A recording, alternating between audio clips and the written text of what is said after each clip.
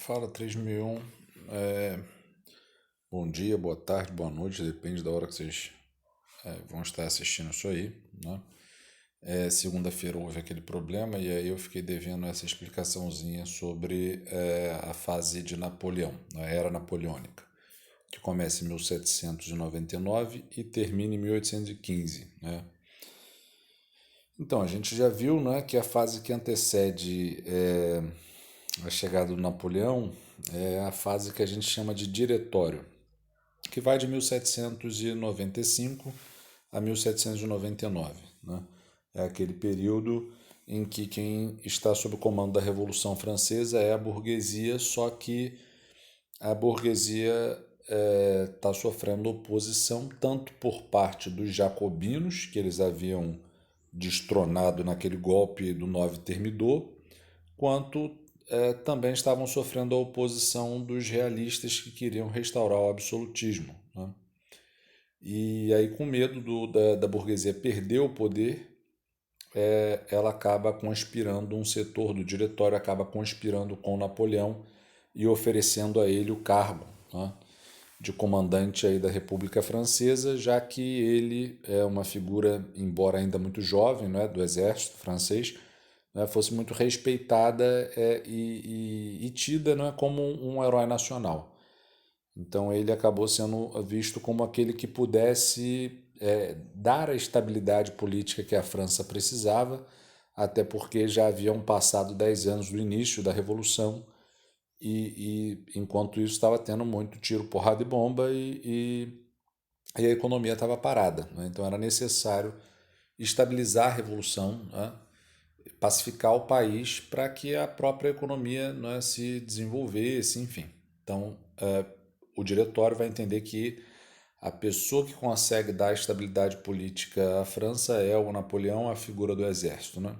E é muito interessante a gente observar que, no geral, é assim que acontece. Quando a burguesia teme perder o poder, ela conspira com o exército, com aquele que tem o monopólio do uso da força, aquele que tem a capacidade de fazer valer os seus interesses de forma mais é, contundente. Okay? Então, Napoleão, quando assumiu, inclusive tinha em torno, alguns autores falam 24, outros falam 26 anos, enfim. Aí eu teria que pesquisar ou fazer a conta direitinho, mas eu acho que não é esse o essencial. Né? O golpe que o Napoleão dá para derrubar o diretório acontece no dia 18 do mês de Brumário, isso é em novembro, né, não lembro mais qual dia de novembro. Brumário é o mês da bruma, né, é algo semelhante à neve, o nevoeiro, algo semelhante. É uma época em que faz muito frio lá na França. Né? E aí vocês devem se perguntar, mas o diretório não estava fechado com Napoleão? Não, Napoleão não chegou através de um consenso relativo, né? Já que uma parte do diretório que desejou fazer esse acordo com ele, uma outra ainda achava que era possível ficar no poder, né? E levar o país adiante. Então ele acaba assumindo através de um golpe com o apoio de parte do diretório, ok?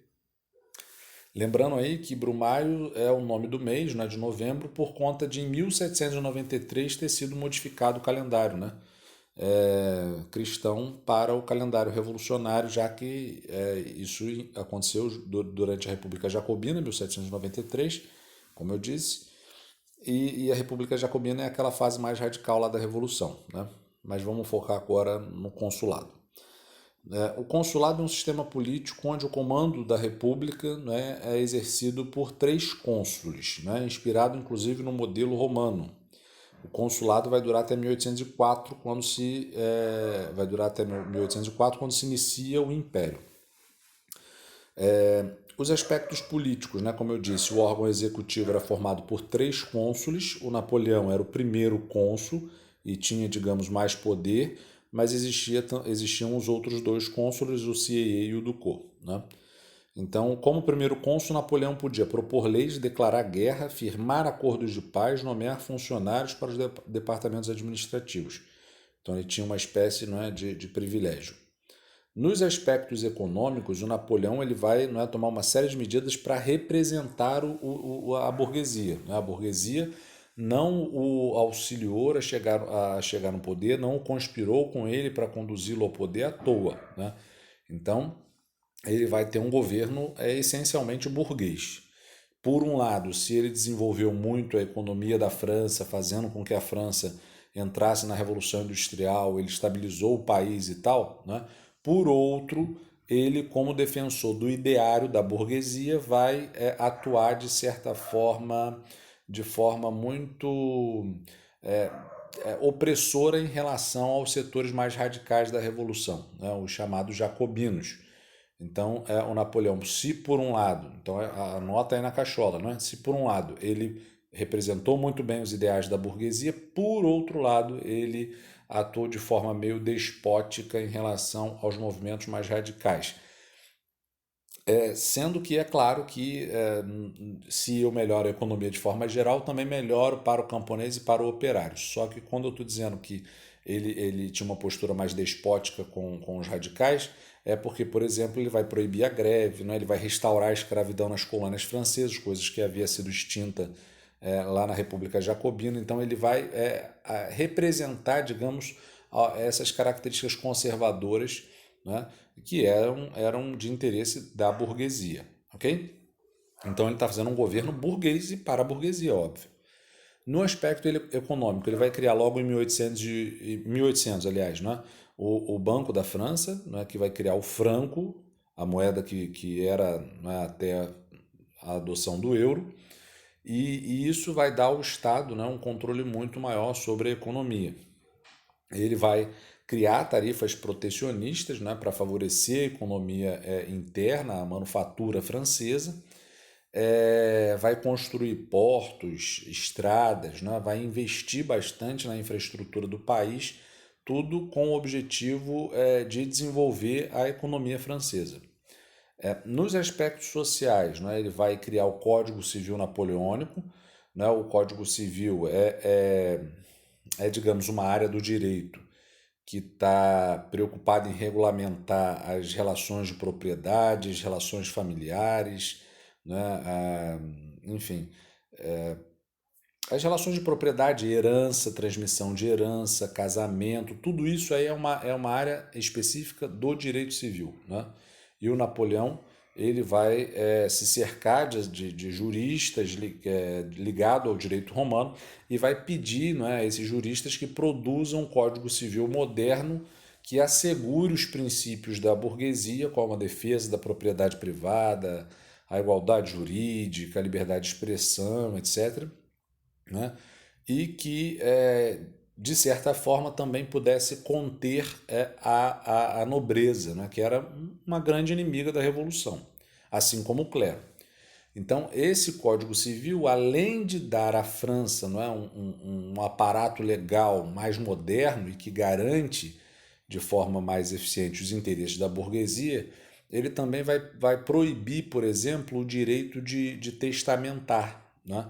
Ou o direito da primogenitura. Então, o Código Civil ele vai proibir que um nobre deixasse toda a sua herança para um filho, obrigando esse nobre a dividir a riqueza para todos os filhos. Isso era muito positivo porque, além de fazer valer o princípio da igualdade, né, que é o princípio aí aqui, que os franceses mais, digamos, evocam, né, também essa estratégia acabava obrigando a nobreza a dividir a sua riqueza, né, a fragmentar a sua riqueza. Isso era muito positivo porque você enfraquecia, não neutralizava totalmente, mas enfraquecia o poder da nobreza, o poder da oposição desses nobres à revolução. Além de proteger e garantir o direito à propriedade privada, não é, a todos os filhos, e a propriedade privada é uma defesa do governo napoleônico, que é um governo burguês, como disse. Ok? Agora, não basta também só representar os interesses da burguesia e neutralizar a nobreza. É também necessário para o Napoleão um acordo com a igreja. A igreja era certamente aquela que mais estava boladona com a Revolução, aquela que mais foi prejudicada com a Revolução. Aliás, o clero era parte, né, do primeiro Estado, então era o grupo mais beneficiado naquela estrutura do antigo regime, naquela estrutura do absolutismo de Luís XVI. Então, Napoleão ele percebe que ele precisa fazer uma espécie de acordo com a igreja. Então, em 1801, ele faz uma concordata, né, com a igreja. Isso não quer dizer que ele volta, né, o Estado religioso. Isso não quer dizer que a França vai voltar a ser um Estado católico. Não. A França vai continuar sendo um Estado laico, só que o Napoleão vai reconhecer que o catolicismo era a religião da maior parte dos franceses, ok? Porém, não como religião oficial. Tá? Em respeito não apenas ao protestantismo, mas às próprias fundações do pensamento iluminista, não é? Que deu origem à Revolução. Então, de Estado laico e tal. Então, mantém-se o Estado laico. Ou melhor, se mantém, não é para não assassinar o português, se mantém o Estado laico. Porém, né, se reconhece aí que a religião da maior parte dos franceses é o catolicismo, dando uma espécie de moral para a igreja. Né? E aí a gente vai ver que, inclusive, o calendário revolucionário ele vai ser colocado de lado e vai ser, não é, restaurado o calendário gregoriano, o calendário cristão. Ok? Então, a igreja renunciaria, inclusive, como está aí no penúltimo item, né, a todas as reivindicações dos territórios tomados pela França desde 1790. Né? Então, o Napoleão, com essa concordata, colocando os interesses da igreja, né, no seu, digamos, devido lugar, abaixo do Estado. Então, o que o Napoleão está fazendo é um acordo, mas colocando o interesse do Estado acima da igreja. Ok? E por isso mesmo que quando ele, em 1804, se torna imperador e na cerimônia de coroação dele, ele não permite que o Papa o coroasse, como era hábito, né? Como era comum. Por quê? Porque se o Papa o coroasse, aquele gesto poderia ser visto como, né, uma investidura de direito divino, ele poderia ser visto como semelhante a Luís XVI, e isso não iria cair bem, então ele malandramente toma a coroa do Papa e se autocoroa, meio que dizendo, né, sem abrir a boca, que ele estava acima da igreja e que o poder dele não adivinha da igreja. Né? Então, essa aí é uma imagem clássica que retrata esse episódio que eu falei. Então, as medidas econômicas, administrativas que o Napoleão tomou, jurídicas, como o Código Civil Napoleônico, deram a ele uma popularidade, um sucesso muito grande, e aí em 1804 ele propôs um plebiscito, uma consulta popular, e o povo francês o autorizou a virar imperador. Então, em 1804 ele vira imperador da França, ok? Como a gente já, né, havia comentado. E aí começa o Império, que vai durar até 1814. Né? Em 1814 vai ser restaurado o absolutismo, que o Napoleão vai ser derrotado, e só que esse absolutismo na figura de Luís XVIII não vai durar muito tempo e o Napoleão vai retomar o poder brevemente no último período que a gente chama de 100 dias. Ok? Mas, no geral, a gente acaba dizendo que durou de 1804 a 1815, que é a última fase aí do governo de Napoleão. As guerras napoleônicas, não é, são inicialmente guerras para contra-atacar os invasores, não é, liderados pela Áustria e Prússia, e depois também pela Rússia, que se uniu também à Inglaterra. Mas depois as guerras napoleônicas elas passam a ser guerras expansionistas. O Napoleão, né, ele passa a não mais apenas se defender, ele passa também a atacar para levar os ideais da Revolução além da França. Ok? E aí, quando ele faz isso, ele desperta, né, nos países inimigos da Revolução, como a própria Inglaterra, que era, né, liberal, uma monarquia constitucional, parlamentar, não era mais absolutista desde 1689. Até a Inglaterra não estava muito satisfeita com essa expansão napoleônica, porque a França, junto com o governo de Napoleão, estava vivendo o processo de revolução industrial. E a Inglaterra, como o país mais rico e industrializado do mundo, naturalmente não queria que a sua vizinha França, não é, se desenvolvesse bastante economicamente. E aí a Inglaterra passa também, não é, a atuar nessas coligações que se formam contra contra a França. Por isso que o Napoleão, em 1806, vai acabar decretando o bloqueio continental. Ele até tenta derrotar a Inglaterra, mas ele não consegue, né? Ele vai ser derrotado no mar pelos ingleses, que tinham a maior marinha do mundo, e numa tentativa de sufocar a economia inglesa para levá-los para os levar a derrocada econômica, né? Eles acabam fazendo o bloqueio continental, decretando que ninguém, né, podia comprar e vender da Inglaterra. A ideia de Napoleão era derrota a Inglaterra por vias econômicas e aí depois a gente tenta, não é, vencê-la militarmente. Só que a gente já sabe, né, a gente já viu isso aí no primeiro ano, enfim, e no oitavo também, que essa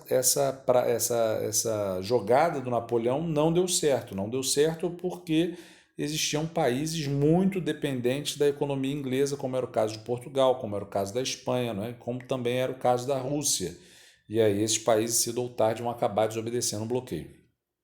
Ok? Inclusive por isso que o Napoleão vai invadir Espanha, vai invadir Portugal, não é? Fazendo com que a família real viesse para o Brasil.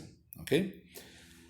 Agora, o início do fim, né, para provocar a atenção de vocês, se dá justamente quando o Napoleão decide invadir a Rússia. Né? A Rússia desobedeceu o bloqueio continental em 1812 e o Napoleão vai invadir a Rússia, né, tentando derrotá-la. Tentando, não vai conseguir. Ele até usou de uma estratégia para tentar enganar os russos e ganhar tempo, disfarçando soldados de camponeses, etc. Mas o fato é que quando ele entrou no território russo e o czar Nicolau II, né, como se chamavam os reis na Rússia, né, czar, Nicolau II não, Nicolau II foi, acho que era o Alexandre I, foi mal ele. Nicolau II era o czar às vésperas da Revolução Russa. Falei batatada e não dá para editar, quer dizer, até daria, mas vou perder tempo à toa. Né? Então, foi o Alexandre I, salvo engano, assim, 99%. Ele que percebeu que poderia fazer uso de uma tática, né, para vencer os franceses. Não confrontar diretamente, porque a Rússia ainda, não é, coitadinha, estava muito deficitária em relação à Europa, principalmente a França napoleônica. E aí ele ordenou que a população russa, não é, destruísse tudo em torno do caminho em que os soldados franceses estivessem passando. Então a ordem do czar foi: destruam tudo, poços, plantações, levem os animais, ponham fogo em tudo, para que os soldados franceses não tenham suprimento, não tenham onde descansar. E aí, quando os franceses estavam, não é, à beira de Moscou, eles já estavam bastante debilitados por conta dessa tática que a gente chama de terra arrasada, de destruição, né, das áreas onde os soldados de Napoleão iriam passar. E aí, quando os soldados de Napoleão chegaram a Moscou, eles já estavam bastante debilitados e aí passaram a ser contra-atacados pelos russos, né? Sendo derrotados em 1813 na Batalha de Leipzig. Deixa eu até. Isso aí, eu ia falar, deixa até verificar, né? Fui ver isso aqui. Porque Leipzig é um nome alemão, né, que remete muito a. Eu penso logo quando falo em Leipzig, Segunda Guerra Mundial. Aí achei que estivesse confundindo, mas não. Foi isso mesmo. Foi derrotado, né, pela Sexta Coligação na Batalha de Leipzig, que é na atual Alemanha. E aí ele foi derrotado. Né? Foi derrotado, mas ainda assim foram mais ou menos bonzinho com Napoleão.